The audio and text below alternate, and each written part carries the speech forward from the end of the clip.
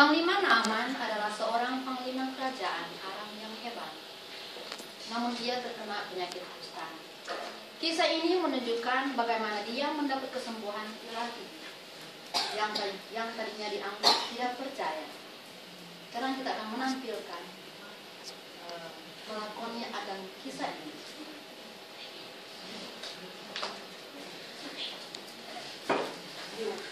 Tanganku kok gatal terus ini, kenapa ini, Ma? Ma! Gatal, Ma. Gimana kalau tolong. Ini gatal banget, Ma. Sini Pak, Mama garuk ini. Udah cari dokter, kenapa tuh, Ma? Gatal banget, jangan digaruk terus rusak kulitnya. Seandainya Sabar, Tuhan Pak. tinggal Tapi di juga sembuh tempat kok. pasti dia akan sembuh. Soalnya di tempatku kan ada seorang nabi. Mana itu Subi?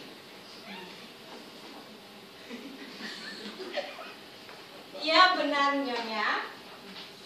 Jangan terus gatal ya. Di mana itu? Apa benar itu Subi? Iya benar Nyonya. Ya udah, Ma.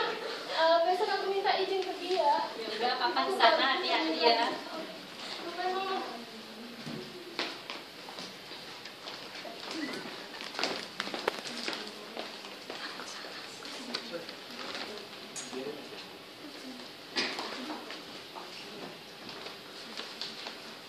permisi. Masuk. Sorry Raja, aku minta izin untuk pergi ke Israel. Boleh ya? Aku mau berobat. Gatal Raja. Memang di sini tidak ada tabib yang hebat. Enggak tahu kalau ada, Mak. Udah dari dulu sembuh Raja. Ya. Aku mau berobat nih Raja, gatal semua ini. Kapan sembuh Raja? Baiklah, kalau begitu pergilah. Saya mengirimkan surat ini buat Raja Israel supaya dia menyembuhkan penyakitnya. Bawalah buat Raja Israel.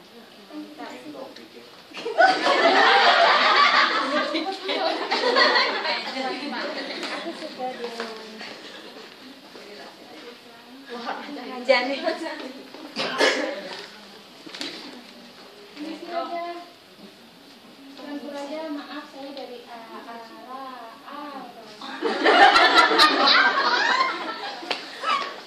Tuanku Arum mengutus saya untuk tolong kita.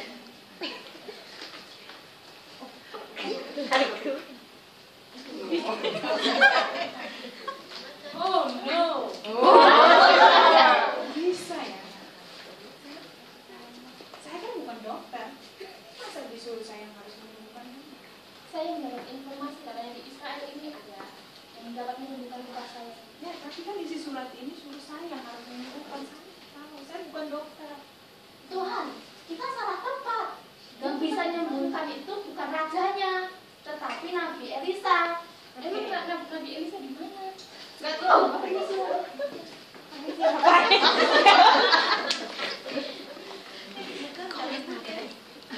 Lakonnya betul. Lakonnya betul.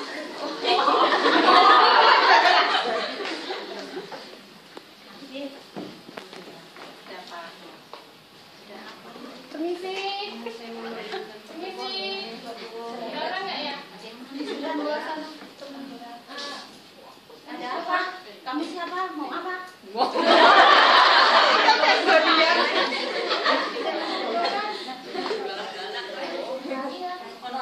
Siapa yang mau menyembuhkan Nabi Elisa?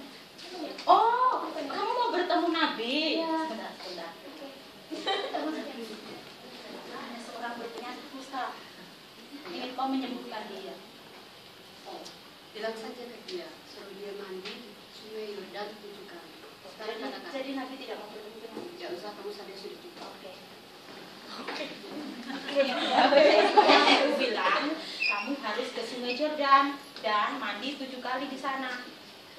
Dan kamu pasti akan sembuh. Nggak ada sungai yang lebih bagus ya. Datang-datang jauh. Jangan. Jangan. Kalau seandainya nanti menyuruhkan kamu untuk melakukan sesuatu yang sulit pasti Tuhan lakukan kan? Ya, yang penting sembuh ya. Yang pentingnya sembuh ya ikutin aja apa kata Nabi itu pasti sembuh. Ke sana.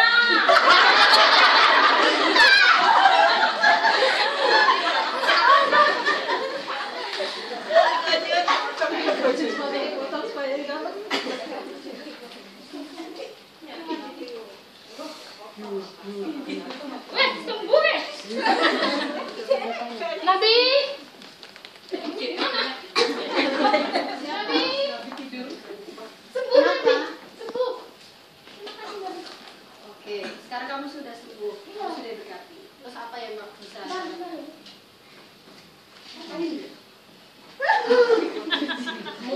Ada hadiah. Kamu simpan saja. Kamu simpan saja.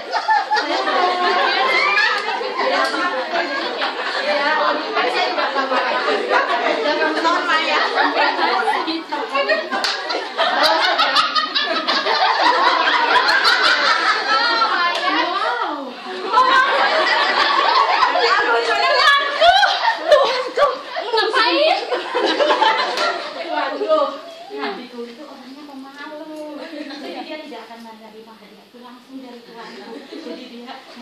Provokator. Jadi kamu disuruh nanti ya?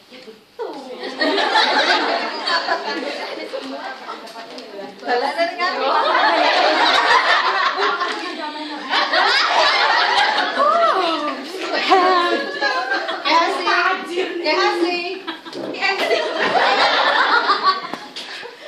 Apa yang kamu lakukan? Aku tidak kemana-mana Nabi. Gehasi, hatiku bersama dengan engkau ketika kamu menemui panglima itu. Apa yang kamu lakukan? Aku tidak berbuat apa-apa Nabi. Baik, Tuhan tahu. Dan ketika kamu sudah menerima emas dan segala harta miliknya dan harta benda yang dia berikan, kamu juga akan menerima sakit penyakitnya. Terima sekitar itu juga.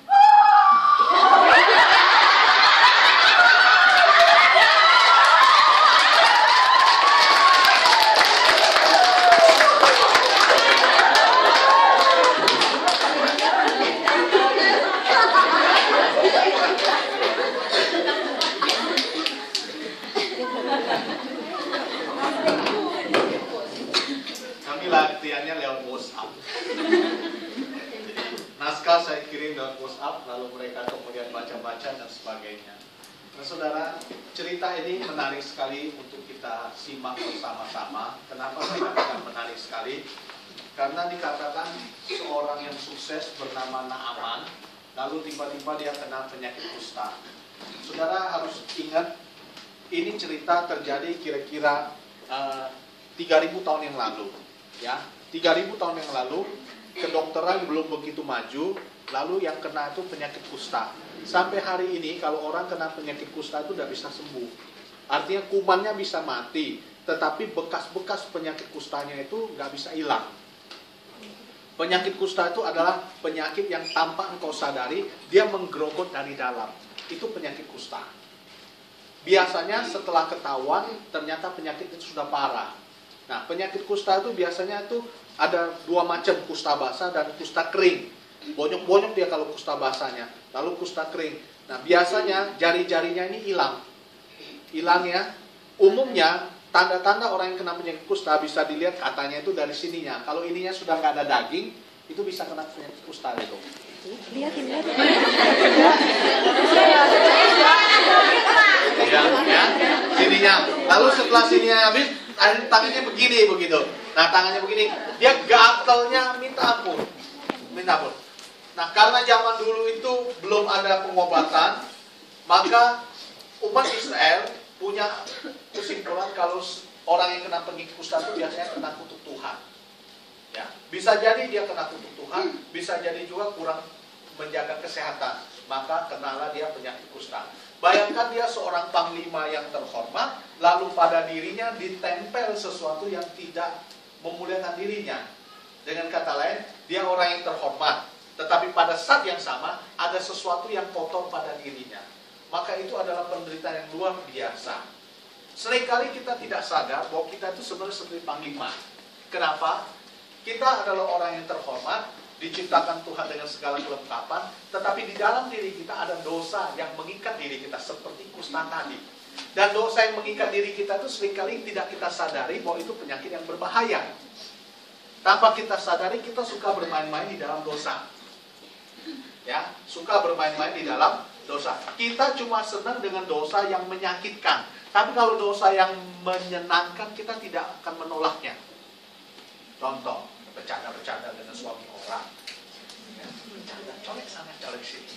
Kalau di Facebook disebut dengan poke. Ya, toh? Senang colek, colek-colek. Kita baru marah kalau ada wanita lain yang colek suami kita. Tapi kita tidak marah kalau kita colek suami orang. Begitu toh? Jadi kita pilih-pilih begitu. Lalu kita juga tidak marah kalau kita ngegosipin orang. Tapi pas orang ngegosipin kita baru kita naik darah. Semendidih-mendidihnya. Begitu toh? Nah, kita berbuat yang tidak baik, kita bilang enak ini. Tapi betapa khawatirnya kita kalau suatu hari anak kita melakukan hal yang sama. Kan begitu. Kita loh sekarang kalau nyimpang-nyimpang buka ini dan itu, wah. Tapi coba kalau kejadian itu menimpa pada anak kita. Kita tidak khawatir kalau kita minum 1 gelas, 2 gelas bir. Tapi kalau anak kita yang minum 1 gelas, 2 gelas bir, kita baru, itu dosa, itu nggak benar. Lah, dirimu sendiri piye toh? Oke aja. Nah, itulah dosa. Seperti penyakit kusta yang menempel. Mula-mula tidak sakit, tetapi begitu mau dilepaskan, maka timbul masalah. Nabi Naaman hebat, dia panglima perang, dia jagoan, tetapi dia tidak berdaya dengan dosa, dengan penyakit kustanya. Sama seperti manusia. Kita berkata saya bisa melakukan banyak perkara, tetapi betapa sering kita tidak bisa melepaskan diri dari kebiasaan buruk yang kita alami. Ketika Naaman sedang menghadapi masalah ini, saya melihat ada 4 kelompok manusia yang berperan dalam kesembuhannya. Kelompok pertama yaitu istri, kelompok kedua yaitu si Subi, pembantu tadi, kelompok ketiga raja yang mengirim surat, kelompok keempat adalah pengawal yang selalu menolong, kelompok kelima yaitu nabi. Ya, nah sekarang kita coba diskusi sebentar. Ya, 2 baris ini